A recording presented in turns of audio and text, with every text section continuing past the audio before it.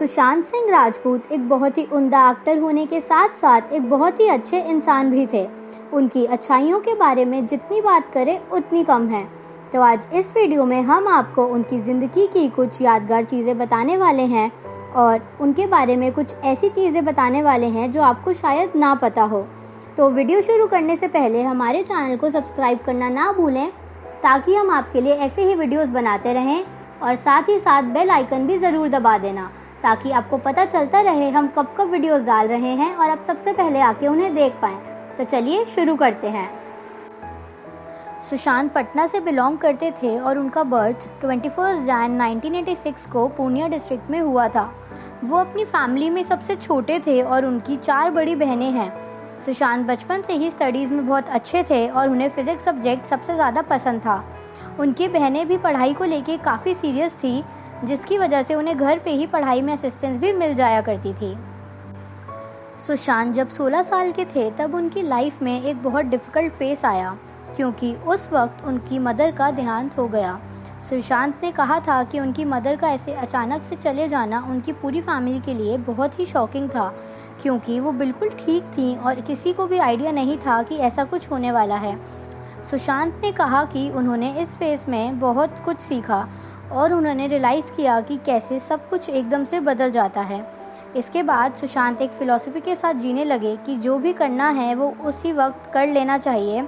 कल के लिए वेट करने से शायद वो चीज़ कभी भी ना हो पाए। जैसा कि आप जानते होंगे कि सुशांत ने इंजीनियरिंग में एडमिशन लिया था, वहाँ भी उनका बहुत इंटरेस्ट था, और जब दिल्ली इंजीनियरिंग कॉलेज के लिए उन्होंने एंट्रेंस दिया था तो उनकी ऑल इंडिया रैंक 7 आई थी, और ये उनके लिए एक बहुत ही बड़ी अचीवमेंट भी थी।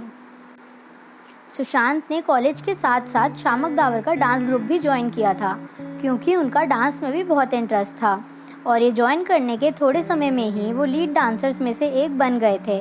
उन्होंने कई अवार्ड शोज़ में भी बॉलीवुड एक्टर्स के बैकग्राउंड में डांस किया, और आपको जान के हैरानी होगी कि सुशांत के घर में किसी को भी नहीं पता था कि सुशांत कॉलेज से ज़्यादा अपना वक्त डांस क्लासेस में बिताते थे।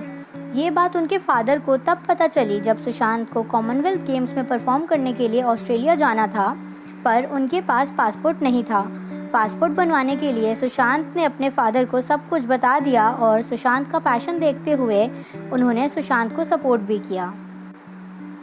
डांस क्लासेस के बाद सुशांत को थिएटर में भी इंटरेस्ट आने लगा था, जहां से उनकी एक्टिंग की जर्नी शुरू हुई। कुछ साल थिएटर करने के बाद उनको एक प्रोड्यूसर ने स्पॉट किया और किस देश में है मेरा दिल सीरियल ऑफ़र किया, और इसके बाद सुशांत ने अपने कॉलेज को बीच में ही छोड़ दिया और उस सीरियल में काम करने के लिए बॉम्बे चले गए। ये उनकी लाइफ का एक बहुत बड़ा डिसीजन था।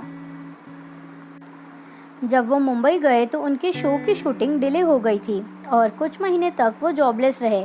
पैसे कमाने के लिए वो मुंबई में ट्यूशन्स लेने लगे।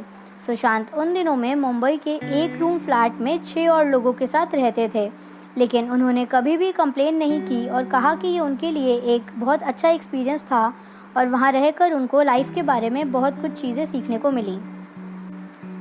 सुशांत की लाइफ में टर्निंग पॉइंट तब आया जब किस देश में है मेरा दिल में सुशांत की एक्टिंग को देखते हुए एकता कपूर ने उन्हें अपने शो पवित्र रिश्ता में as a lead actor cast किया। सुशांत के लिए ये एक बहुत ही बड़ी अचीवमेंट थी। उन्होंने 2 साल तक पवित्र रिश्ता में काम किया और वो उस वक्त टीवी इंडस्ट्री के सबसे इन डिमांड एक्टर्स में से एक बन गए थे। इस टाइम सुशांत के लिए बहुत से नए सीरियल्स प्लान किए जाते थे और उनको ऑफर्स की कोई भी कमी नहीं थी। सुशांत को टीवी इंडस्ट्री बोरिंग लगने लग गई थी, इसलिए उन्होंने फिल्मों में काम करने का फैसला लिया। सुशांत ने फिर डिसाइड किया कि वो यूएस जाकर फिल्म मेकिंग का कोर्स करेंगे, जिसके लिए उन्होंने university of California Los Angeles में एडमिशन लिया, पर वो यहाँ अपना कोर्स पूरा नहीं कर पाए क्योंकि उनको फिल्म काय पोचे का ऑफ़र किया गया था, जो उनको लगा कि उनके डेब्यू के लिए परफेक्ट रहेगी।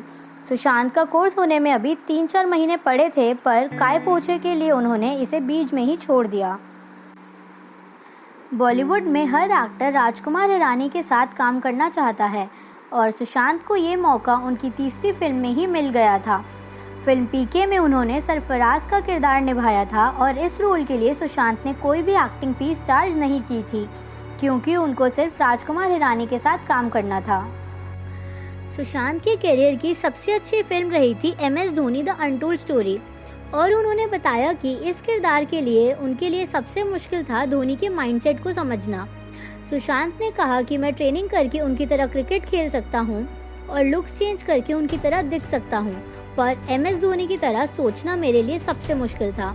जब भी सुशांत धोनी से मिलने जाते थे तो उनसे बहुत सारे क्वेश्चंस किया करते थे, और एक बार तो यूँ हुआ कि जब वह धोनी के पास गए तो उनके पास 250 क्वेश्चंस की MCQ लिस्ट लेके चले गए, जिसको देख के धोनी भी हैरान रह गए। अगर बात करें उनकी फिल्म डिटेक्टिव ब्योमकेश बख्शी की, तो आपने देखा होगा कि फिल्म की कहानी 1940s के एरा में बेस्ड है। इस कैरेक्टर को प्ले करने के लिए भी सुशांत सिंह ने कई चीज़ें की थी। 1940s में फ़ोन वगैरह नहीं हुआ करते थे, तो सुशांत ने भी फ़ोन रखना बंद कर दिया था। फिल्म को शूट करने में 4 महीने का वक्त लगा था, और उन 4 महीनों में सुशांत ने फ़ोन यूज़ नहीं किया था। उसके अलावा उन्होंने अपनी बाकी सारी लग्जरी चीज़ों को भी अवॉइड कर दिया था, जिससे वो अपने कैरेक्टर को बेहतर तरीके से समझ पाए।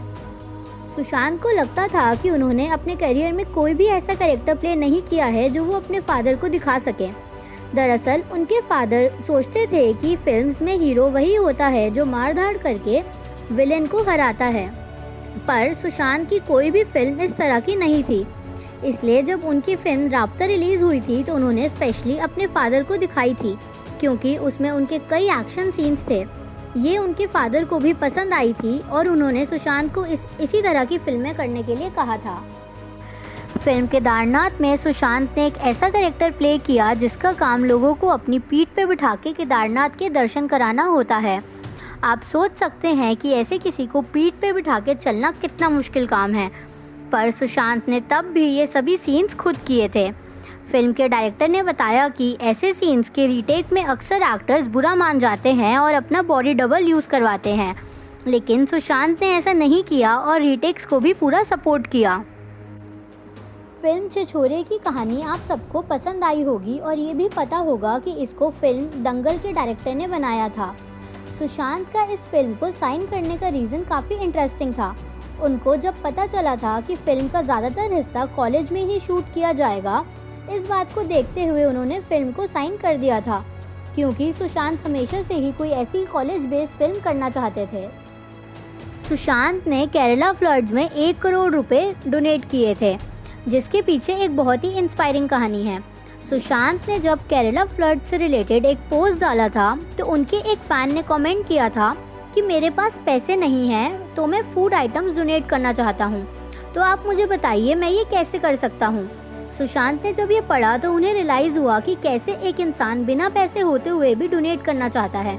उन्हें ये बात बहुत ही इंस्पायरिंग लगी, और उन्होंने उस फ़ैन के बिहाफ पे 1 करोड़ रुपए डोनेट करवाए और उसे थैंक यू भी कहा। तो ये थी दोस्तों सुशांत सिंह राजपूत की ज़िंदगी के कुछ यादगार चीज़ें। अगर आपको ये वीडियो पसंद आई हो तो इसे लाइक करना ना भूलें, और कमेंट करके हमें बताएं कि कौन सी बात आपके दिल को सबसे ज़्यादा छू गई। वीडियो देखने के लिए धन्यवाद।